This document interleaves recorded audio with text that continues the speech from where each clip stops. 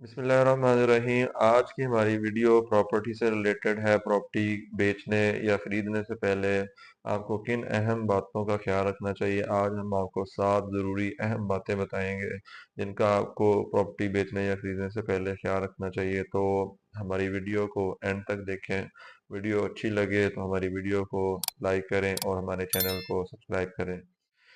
जब भी आप प्रॉपर्टी बेचें या खरीदें तो सबसे पहले आपने जो काम करना है वो अपना फाइल स्टेटस एफबीआर के अंदर जो है वो लाजमी चेक कर लेना है, क्योंकि प्रॉपर्टी के ऊपर टैक्स लगता है 236 सी और 236 के तहत बेचने वाले और खरीदने वाले दोनों के ऊपर। तो अगर आपका फाइल स्टेटस इनएक्टिव हुआ तो आपको टैक्स ज़्यादा जो है वो बर्दाश्त करना पड़ेगा, ज़्यादा पे करना पड़ेगा। अगर आप लेट फाइलर हुए फिर भी आपको टैक्स नॉन फाइलर की निस्बत ज़्यादा देना पड़ेगा। अगर आपका स्टेटस एक्टिव फाइलर हुआ तो आपको सबसे कम टैक्स जो है वो एफबीआर को देना पड़ेगा। तो प्रॉपर्टी खरीदने या बेचने से पहले लाजमी इस बात का ख्याल करें कि आपका फाइल स्टेटस जो है वो एक्टिव हो, जिससे आपको टैक्स के अंदर काफ़ी बचत हो सकती है। दूसरी बात जिसका आपने प्रॉपर्टी खरीदने और बेचने से पहले ख्याल रखना है वो है प्रॉपर्टी की ट्रांजैक्शन, यानी कि आपने कैश का लेन देन जो है वो बैंक के थ्रू करना है या कैश के अंदर करना है। ये हमारा पॉइंट बहुत अहम है। बहुत सारे लोग हमसे ये सवाल करते हैं कि हम प्रॉपर्टी का जो भी ट्रांजैक्शन के पैसे हैं वो बैंक के अंदर रिसीव करें या उनको कैश के अंदर रिसीव करें। तो इसके बारे में आपको बताता चलूं कि एफबीआर ने काफ़ी सख्ती की हुई है इन चीज़ों के ऊपर। तो आपने, अगर आपकी प्रॉपर्टी की डीसी वैल्यू 5 मिलियन यानी कि 50 लाख रुपए से ज़्यादा है तो आपने प्रॉपर्टी का लेन देन कैश के अंदर नहीं करना है। अगर आपकी वैल्यू 50 लाख रुपए से कम है तो आप प्रॉपर्टी का लेन देन कैश के अंदर भी कर सकते हैं या बैंक के अंदर, दोनों सोर्सेज यूज कर सकते हैं। बैंक के अंदर जो ट्रांजैक्शन आपने करनी है उसके अंदर आपने एक बात का ख्याल रखना है कि आपकी जो प्रॉपर्टी की डीसी वैल्यू है वो आपकी लाजमी बैंक के अंदर आनी चाहिए। डीसी वैल्यू के अलावा आपकी जो बाकी वैल्यू है वो आप कैश के अंदर भी रिसीव कर सकते हैं और बैंक के अंदर भी रिसीव कर सकते हैं, दोनों ऑप्शन है। डीसी वैल्यू जो है उसका बताता चलो, अगर तो कुछ किसी को नहीं पता इसके बारे में, डीसी वैल्यू जो है वो गवर्नमेंट की डिक्लेयर्ड वैल्यू होती है जो कि मार्केट वैल्यू से नॉर्मली कम होती है। इसी के ऊपर आपका टैक्स चार्ज हो रहा होता है और यही वैल्यू जो है वो आपकी रजिस्ट्री वगैरह पे भी मेंशन्ड होती है। तो आपने अपनी डीसी वैल्यू जो है वो बैंक के अंदर जो है वो लाजमी उतनी ट्रांजैक्शन करनी है जितनी आपकी डीसी वैल्यू है। बाकी ट्रांजैक्शन जो है वो आप कैश के अंदर भी डील कर सकते हैं। अगर आपकी 50 मिलियन से कम है तो आप उसको कैश के अंदर कर लें या बैंक के अंदर कर लें, उसमें दोनों ऑप्शन आपके पास है। तीसरी बात जिसका आपने ख्याल रखना है कि जब भी आपने पार्टी से पेमेंट लेनी है तो आपने उसी पार्टी के बैंक अकाउंट से पेमेंट जो है अपने अकाउंट में रिसीव करवानी है। ऐसा नहीं करना कि उनसे कैश लेके और आप अपने बैंक में कैश डिपॉजिट करवा दें। इसको प्रॉपर वे में आपने ट्रांजैक्शन को करना है। कैश में अगर आप ट्रांसफ़र अपने बैंक में करेंगे, डिपॉजिट करवाएंगे तो ये बैंकिंग चैनल के थ्रू पेमेंट कंसीडर नहीं की जाएगी। ये एक प्रॉपर मनी ट्रेल नहीं बनेगा आपकी ट्रांजैक्शन का और आपको इसकी वजह से कल को इश्यूज भी हो सकते हैं। तो आपने जिस पार्टी से पेमेंट ले रहे हैं उससे पे ऑर्डर के थ्रू या आप उसको क्रॉस चेक के थ्रू पेमेंट जो है वो अपने बैंक अकाउंट में डिपॉजिट करवाएंगे, ना कि कैश के अंदर।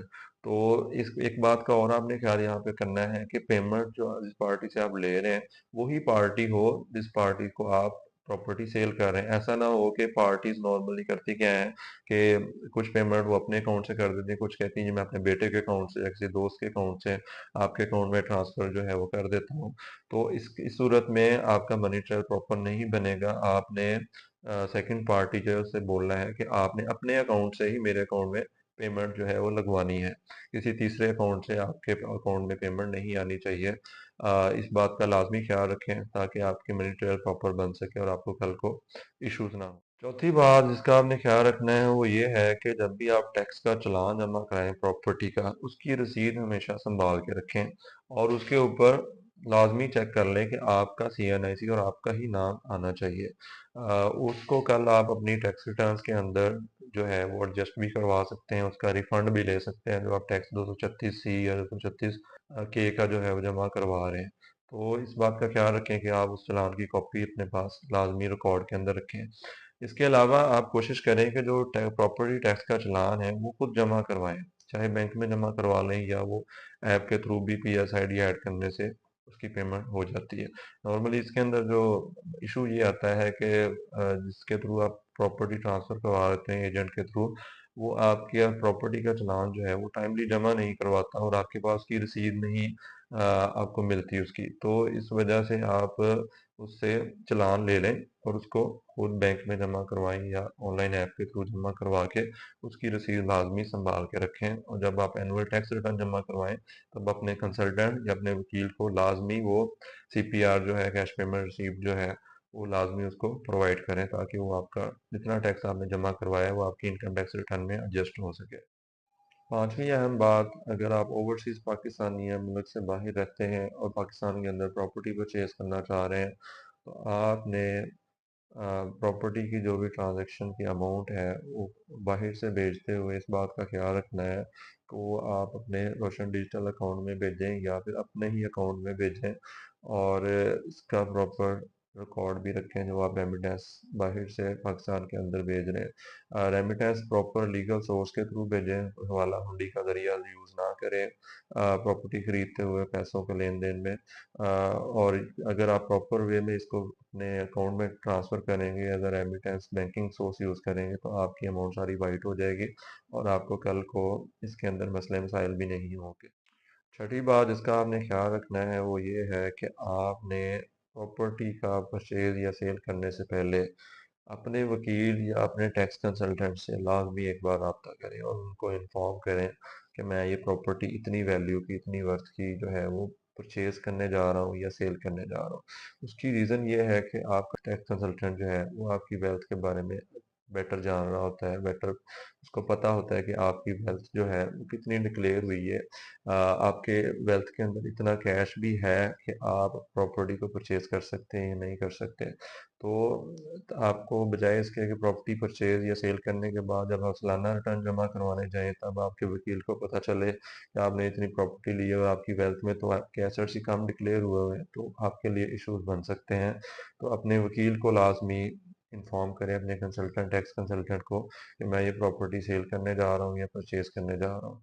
आखिरी बात, सातवीं बात जिसका आपने ख्याल रखना है, वो ये है कि आपने प्रॉपर्टी से रिलेटेड जितने भी डॉक्यूमेंट्स हैं, उनका प्रॉपर अपने पास रिकॉर्ड रखें। और जब भी आपकी सालाना टैक्स फाइलिंग हो तो अपने वकील को लाज़मी बताएँ कि मैंने इस साल के अंदर ये प्रॉपर्टी सेल की है या परचेज़ की है।